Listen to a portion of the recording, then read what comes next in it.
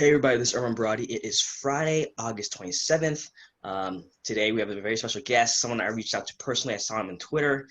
For the last few months, I've been doing a lot of interviews with everyday people and politicians alike. I like to hear their point of view, their perspective on the world, on politics, even on religion sometimes. But whatever they want to talk about, we talk about it. No edits, no interruptions. For those who've known me for years, I do more so entertainment events, but this is an election year, very divisive year. So we do want to get into the minds of those who are trying to run the city, trying to get involved in politics, but also just everyday citizens. So today we have Jovani Patterson. He is running for election for Baltimore City Council in Maryland. And he's part of the Baltimore Nine, which is a group of Black Republicans running in Baltimore. So Kimberly Klacik said it earlier this week. This is in this election cycle, it has the most Black Republicans running in Baltimore. So that's a very interesting fact, considering it is a blue city and a blue state. So once again, we have Jovani Patterson. Welcome, Jovani. Hey, it's good to be here, Erman. Thank you for inviting me out. Of course, I love the suit, man. I, Oh, I keep it as casual as possible, but I love it when I see my guests suited up. one of my strategists said suits from now on, like I have to dress up because normally I would be in t-shirt and shorts or something like that. Well, I'm not the one running, so I mean, I see where you're coming from. So, Yeah, so so I have to look the part, I guess. yeah, man. So I'm glad you're here because something I want to point out, and I've said this in previous interviews, but I want to point out to you as well. In my series of interviews in the last few months, I've reached out to liberals, conservatives, and independents alike. So far on my channel, I've had one liberal, one independent, and the rest have been people of color who are Republicans. And I Wow. think the reason why that they're more receptive to interviews is because I think, especially this year, I think minorities and women who are people of color who are running as Republican, they want to reform or reframe how people see the party, you know? And you're part of the Baltimore Nine, nine Black Republicans running for office in this November in Yeah. Baltimore. Yep. So if we can just kind of talk about that a little bit, why you decided to run, and what was that moment where you decided to run, especially as a Black Republican in a very blue area. Well, the basis of me running is because of really my family. Yeah, I'm married. I'm a husband. I have two children, and I believe Baltimore has potential to be the greatest city uh, in America. Like we can actually live up to what the bus stop benches say. What we have in Baltimore are, we have engraved on our bus stop benches the greatest city in America, and I think we have the opportunity to live up to it. Um, but the way that the leadership of the city has been designed, it's been taking Baltimore down a negative path.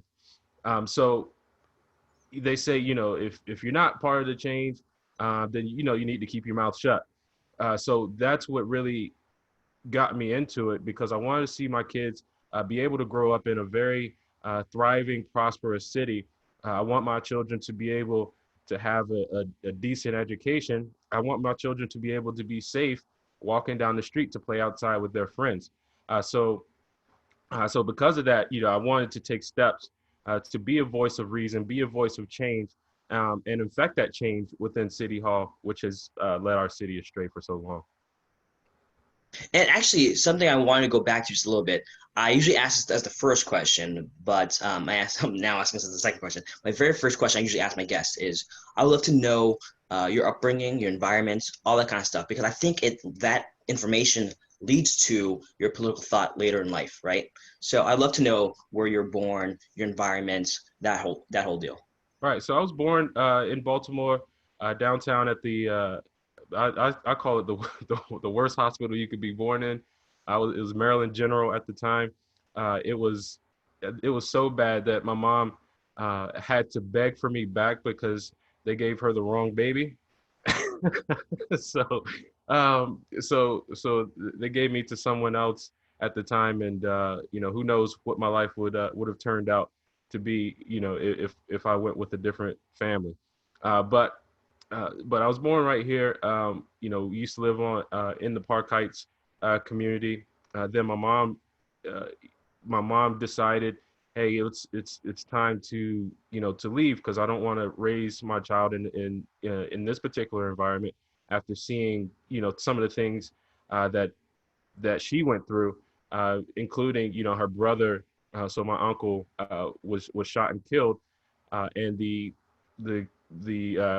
killer actually showed up to the funeral because they actually got the wrong guy. Um, so because of that, my mom didn't want to raise another young black boy inside that environment.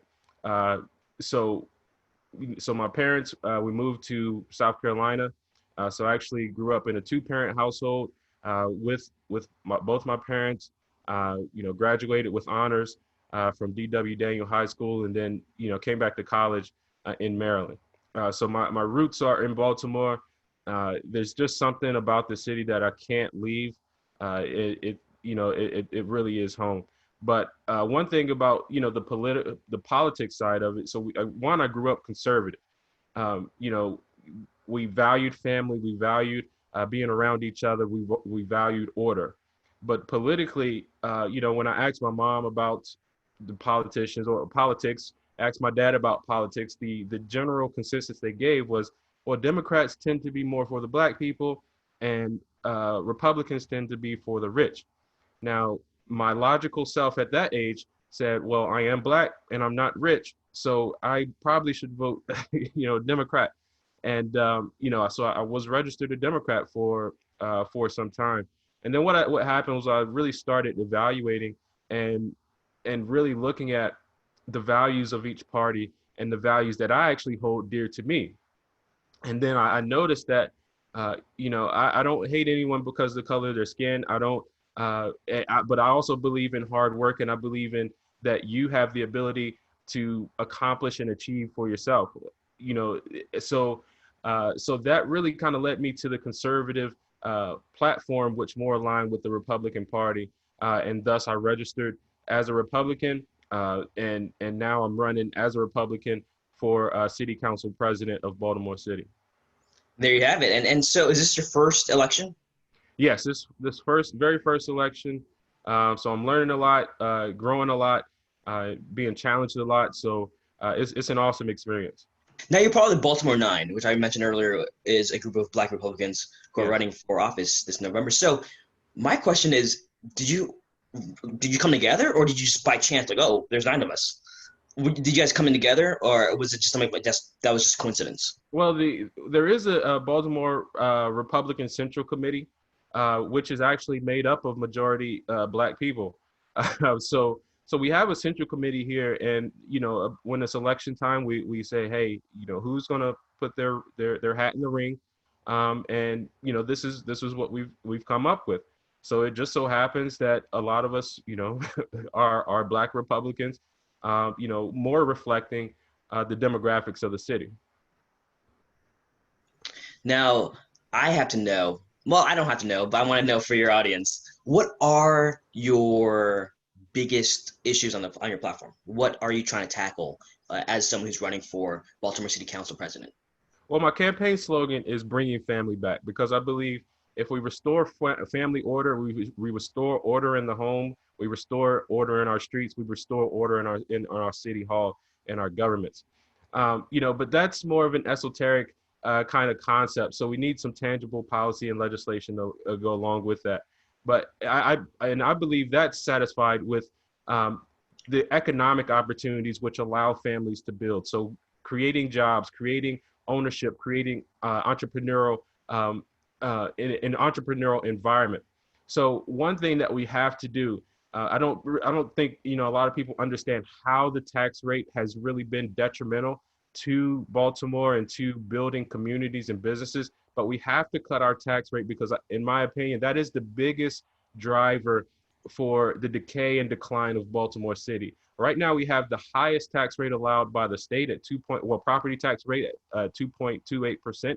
And we have special districts within Baltimore City that actually pay higher taxes that are supposedly directed back to the community organizations in those areas for additional services, which tend to be the basic services the rest of the city are paying an extremely high tax rate for already. Things such as public safety, additional public safety, additional street cleanings and trash pickup and things like that. So the economics of owning a business, whether it's black-owned business, white-owned business, whoever owns a business, the economics of that just don't make sense for the city. So we're destroying our communities. You saw the Kim Klacik video with the abandoned homes. So the city makes it hard to own those homes as well. But we lower that tax rate. We offload a lot of the city-owned properties for private entities, either owner-occupied or other development opportunities. Then what we'll see is a thriving city. We'll see thriving communities, and we will have safer streets as well. Now you mentioned Kimberly Klacik, and her video went super viral. Like it went everywhere. Even President Trump retweeted, and she was featured at the RNC. So, and there's a topic that has been brought up rather throughout the RNC, and it has to deal with the Democratic Party is not really for the Black community or the minority community. And so for you, we hear that side, hey, it's, the Democratic Party has lied to minorities. It's not really for the minorities. So for independent voters who are like, okay, well, I hear that, but what is it specifically about Republican policy that could appeal to me? What is it about Republican policy that would help my community? Well, it's being able to turn the ingenuity and the creativity back to the residents. In my opinion, you deal with a lot of entertainment and music, film, and things like that, right. And that's the creative portion of the talent of the individuals is what's being suppressed and limited right now. When you have to go through so much red tape from City Hall to get things done, it really does, it does a number on you accomplishing your goals. So why do I need to build here when I can go do that somewhere else and be successful? So the City Hall, and from my perspective as a Republican nominee, City Hall has to get out of the way of the ingenuity and the creativity of the people, because there's no politician that knows the solution to every problem, but the solutions are already in the community. We just have to empower that and have the playing field ready for those ideas to flourish. Good answer. I can't rebut that or anything, or rebut it, So great answer, man. So my next question for you has to do with the current climate of things. So, we are in time of civil unrest in 2020. So when it comes to social justice, of course, when we think of social justice, people tend to associate that with the left, right? So, yeah. But, to care about minority communities, it doesn't have to be a political thing. It doesn't have to be a left or right thing. But from the mainstream perspective, it tends to lean left. So for you as a Black man, what's your message to folks who are hurting, who are saying, hey, I believe in racism, or I believe racism exists rather. I see police brutality, I'm hurting because of that. But you're coming to me as a Black Republican, saying, hey, vote for me. So what is your message to people who may see this as a left thing and feel like maybe the Republican Party as a whole, or maybe Black Republicans in general, don't see the pain that they're going through? Well, I would say the Republican Party, at its core, when we actually acknowledge the beliefs of the values of the party, it does believe in the individual. It believes that you are individual. What the left tends to want to do is place you in boxes. So they say if you're Black, you're going to be subject to police brutality. Now, police brutality is something that is real. That's an abuse of power by a few cops. They say there's that phrase that one bad apple can spoil the bunch. Right. So there are bad cops out there. But we need to adjust those on the individual basis and not lump them into groups. So again, the left tends to just want to put people into groups. So if one is like that, they're all like that. If one Black person is poor, then they're all poor. So if one, into President Trump's, the statement that the left always attributes to President Trump about Mexicans being racist. If one Mexican is racist, then he's saying all Mexicans are racist. No, so the left tends to. Oh, you mean rapist, right?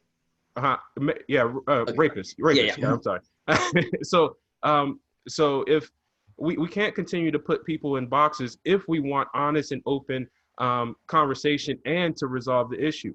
There has to be measures in place to prevent the police brutality actions from happening. But we also have to acknowledge that there's an expectation from the civilians as well.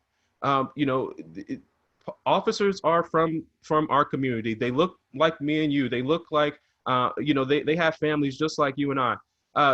So we can't separate police officers from being a certain type of American versus a civilian being a certain type of American. Our Pledge of Allegiance. That's why it's important for our kids and us to say the Pledge of Allegiance, is because it says one nation under God, indivisible, with liberty and justice for all. There's no adjective in front of justice. It's just justice for everyone. So when we go back to that, we actually place people as individuals and not put them in boxes. Great answer. Thank you so much for that. Absolutely. Now, to expand on that, do you believe the media has a play in this? Because I mean, we both know that media tends to lean left, right? So when they paint up the narrative, right, when they tell their story, do you believe that there is fear mongering on behalf of the media? So, for example, if they say all cops are bad, right? Yep. My mindset is when I go outside in the public and I'm pulled over, I'm gonna be scared. Yeah. Because even if this is my first time, I'm not gonna be scared because of what I've been told. I've been told fear, right? So, do you believe that the media has painted that narrative, especially when it's? I do believe there is a painted narrative. I mean, it kind of has to be, though, because there's the events that happen, which might be this much of information. Then you have to narrow it down to sound bites that can get your story across the quickest. And if it's not dramatic, or if it's really just not dramatic, then no one's going to click on it. No one's going to read it. No one's going to acknowledge that your story exists. So the sound bites have to be there. They have to be quick. They have to be effective. They have to be marketed in the correct manner. Now, I think there's a responsibility on each individual as well to kind of take the good with the bad. So we do have a media machine that does want to portray a certain light, but people live in the real world every day. And I think that value, that knowledge of what your life is like through the lens of your eyes as an individual versus the eyes of what the media is painting. I think that's an important distinction that we have to be honest with ourselves and start making. Thank you so much. And now let's bring it back. Let's reel it back to Baltimore. Yeah. Because I want to be very specific to your campaign. So you are running for Baltimore City Council President. Yes. What does that even mean? What does that role entail? So the City Council President presides over the City Council, also has a seat on the Board of Estimates, and really looks out for the best interests of the city. So each council member represents their districts and looks out for the best interest for the districts. But the City Council President looks out in the best interest of the city and helps shape the budget, helps shape contracts that the city works with.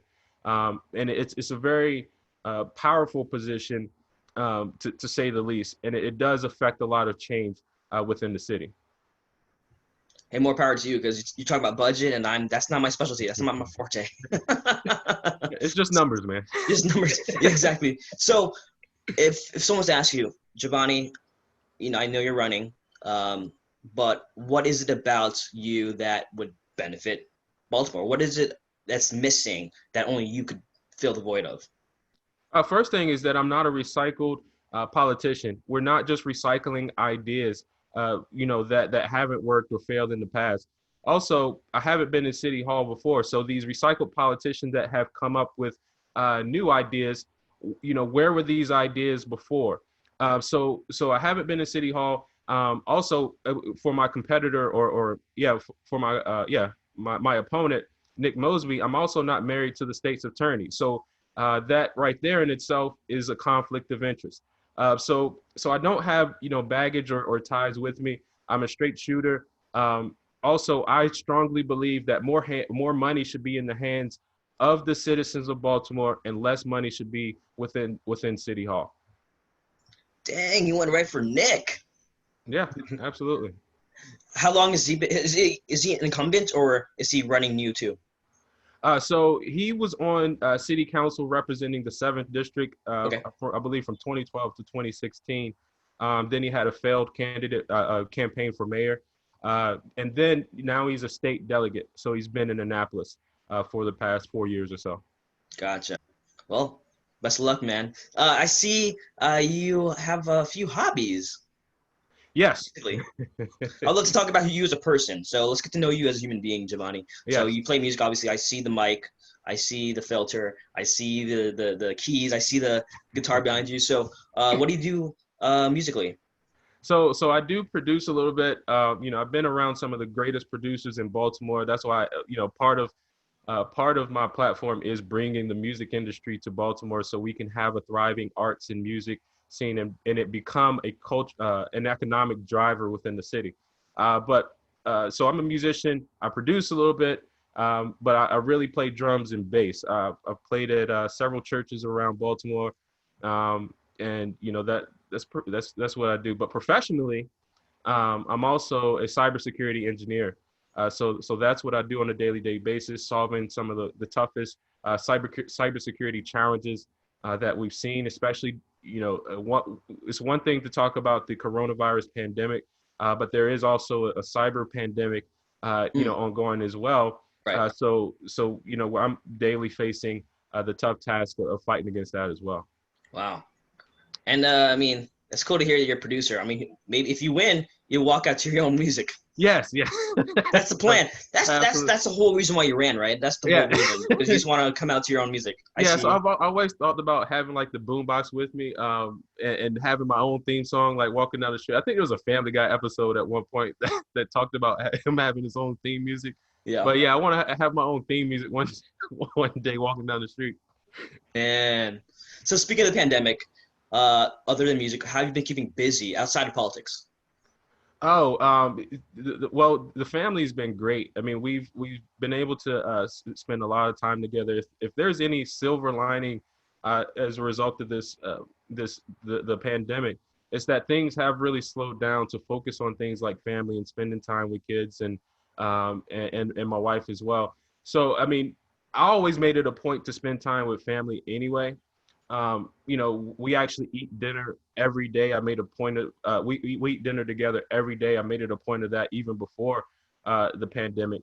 But the time that we spent together and really helping educate my children. So my daughter reads a book every day. My son, he's 2 years old, but he learned to count to 20 by doing push-ups. So those are things Wow. that but he can count to 100 now. He's just over 2.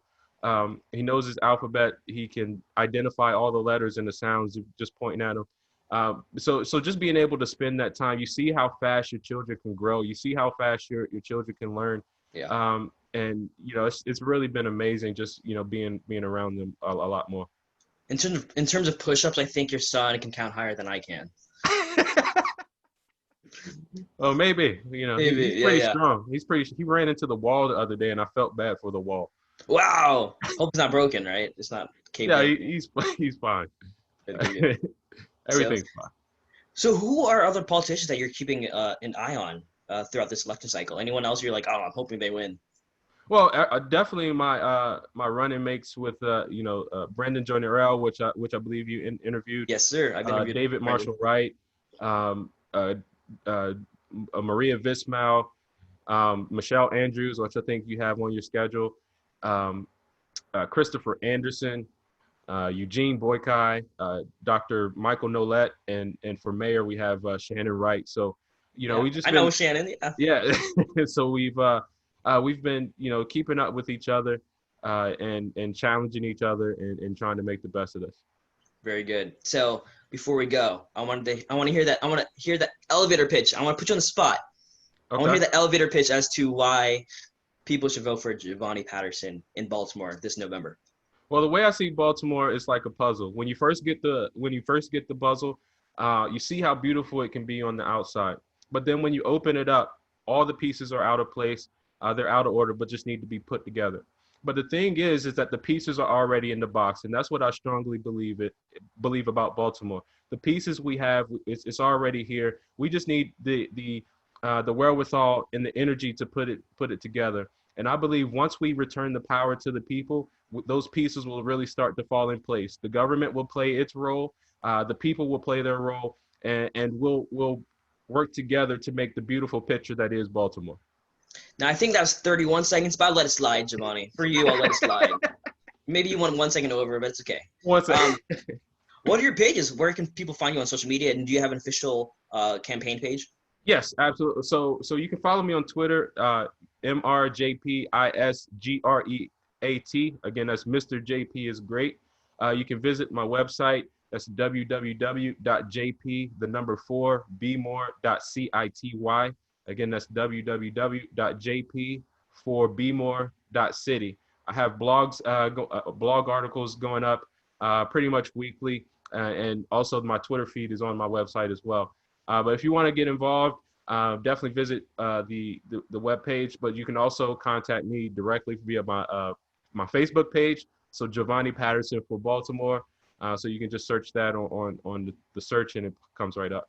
There you go. I want to thank you again, Jovani, because I feel like, especially nowadays, when you hear somebody is part of the opposite party, automatically it's visceral. It's very, there's no discussion. It's automatically a name throwing, right? Yep. So I think it's great when people get to hear you and know you as a person, know your political thoughts without debate, just human conversation. Absolutely. So I want to thank you for being here. Once again, this is Jovani Patterson running this November for Baltimore City Council President. Thank you so much, Jovani. Thank you, Erman.